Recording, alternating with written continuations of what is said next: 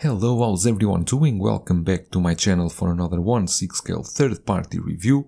Today we got from CyberX Studio the Mime Joker. This is basically a straight copy from the Hot Toys DX14 that was released back in the year 2013, if memory doesn't serve me wrong. Anyway, if you like these third-party reviews and you want to keep up to date for all the reviews that come to the channel, please remember to subscribe and activate the bell notification so you will know every time a new video is up. As for our Joker, this is the art box that it comes with.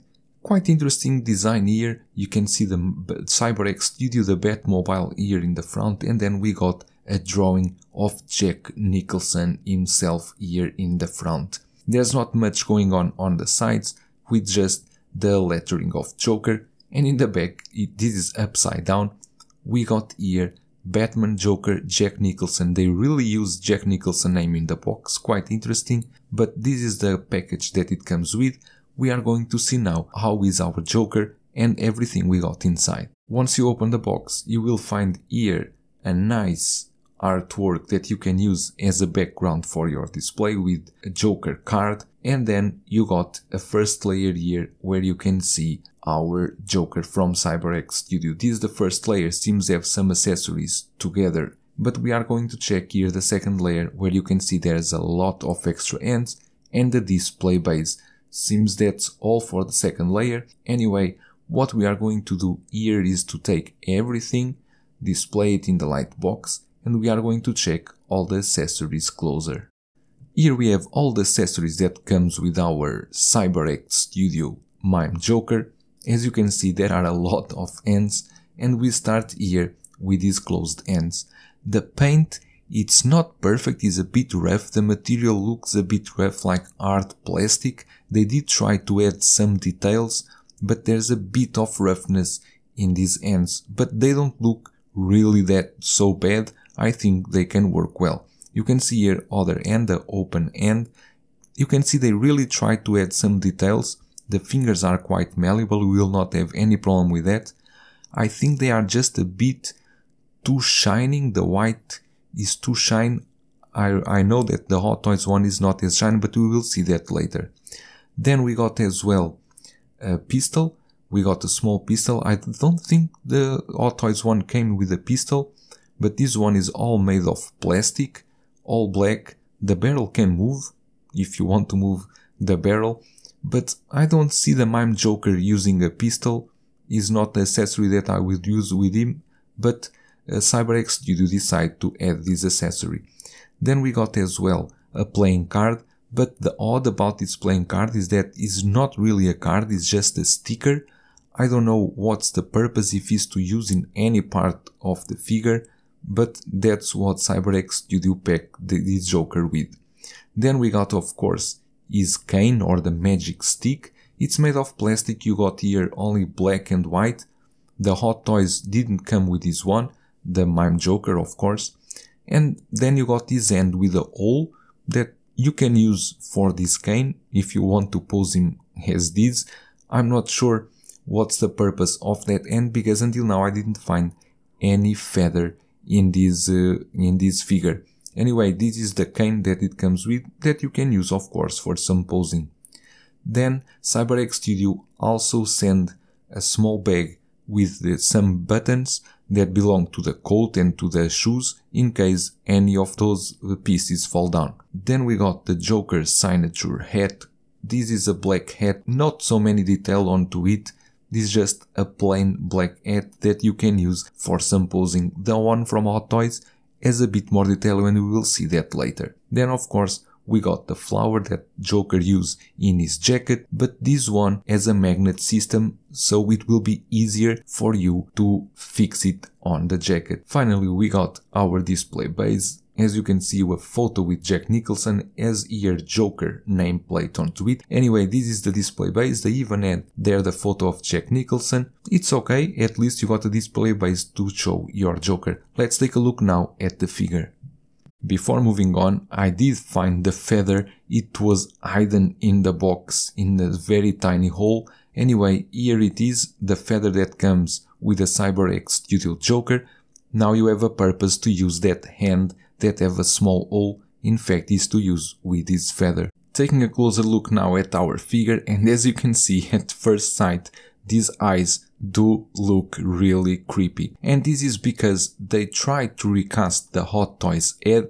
It seems to me is a complete recast, but we will see that later when we compare them side by side. Anyway, this happens because they try to copy the purse system from the Joker from Hot Toys. But in this case, they did it in a different way because each eye need to be adjusted independently, which makes everything much more difficult as you need to adjust one eye first and then try to match the other one. But these levers are so sensitive that the small touch that you do, the eyes go completely nuts. But I have this figure already for around 5 days, and you can see in the end of the video I did some poses and the eyes look much better if you really take your time to work with him. But you really need to take patience because the levers are very sensitive. Anyway, this was the solution that CyberX Studio used to do the eye system for their Joker.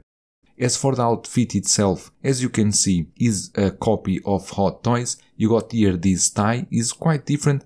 The shirt is really different. The white vest is a bit thinner, but looks quite okay. I think for the outfit is a bit thin here and there, but I think it looks okay. The pants are exactly the same. The stitching there a bit more rough, but the quality of the clothing I think it's quite okay. The shoes was the first thing I saw, that they are quite identical to the Hot Toys one, but later we will check them side by side. Then you can see here the jacket, have all the buttons, everything. The color is black but is a bit washed, but doesn't look that bad. Comparing now side by side the DX14 from Hot Toys and the CyberX Studios, you can see that the Hot Toys one, the eyes are much smaller than the one from CyberX. You can see the painting application they try to replicate as much as possible, and from the hair I think they really recast the head and then did some changes because it's too similar from the head, from the forehead as well. Everything looks very similar. Of course, you can see that the quality is completely different, but you cannot compare the price of the two figures. For the outfit, you can see is a bit smaller. The jacket, the white vest inside is also thinner than the Hot Toys one. They try really to make the same, but fail in some points. The trousers, the stitching is also not so noticeable.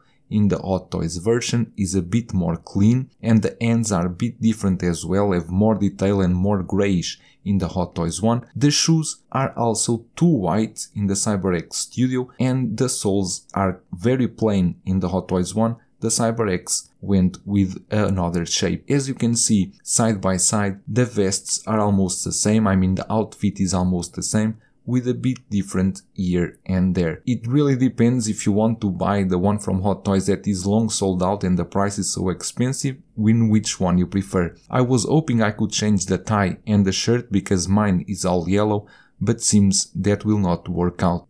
Just a quick comparison between the hats. You can see in the right side the Hot Toys hat, in the left side the Cyber Studios one. The one from Hot Toys is quite more shining, has a better shape than to fit in the head, while the Cyber Studios is just a completely round. As for the flowers, as you can see, CyberX went with a white color, Hot Toys is a grey color, and then the attachment in the Hot Toys, I don't like this kind of attachment. I would prefer if Hot Toys used a magnet, but we are talking of a figure that went out 9 years ago. Anyway, just a small comparison between these two small accessories. As for the articulation of this CyberX Studio, the body is quite okay, have nice extension, you will not have any problem in the arms to do any pose that you want with him. It's not a figure that you need to make any action poses, but is always useful to make like some poses where he is dancing or walking. In the legs you don't have any problem as well, it's quite stiff the body, you will not have problems because also of the fabric, the material, the body also helps to do some pose that you want to do. For the body itself and the articulation, I don't find any problem on this figure. That is the least problem you will find with this. So here it is, the Joker from CyberX Studios. As you can see, if you work well with the eyes and work well with the outfit, you can have some nice poses with him and he can look quite well in your display. I do not recommend you to get this figure if you have the chance to get the Hot Toys one. Always go with the licensed one if you have the chance to, but here it is, an option for a third-party figure of the Mime Joker from Jack Nicholson. I hope you enjoyed this review. That's all for today, and I will see you in the next one.